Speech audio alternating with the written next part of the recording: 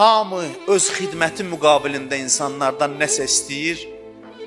Din uğrunda xidmət eləyənlər insanlardan heç nə istəmir.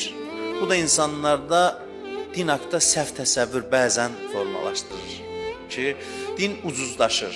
Elə çıxır ki, dini sırıyırlar bunlara. Dinin böyüklüyünü səhv anlayırlar. Peyğəmbər deyir, mən təmənnasız sizə din tanıtdırıram.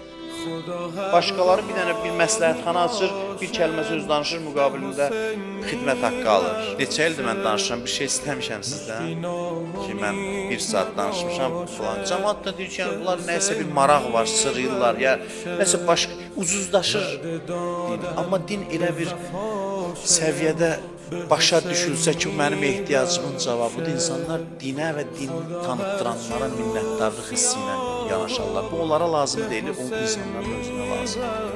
Özləri üçün vacibdir, lazımdır.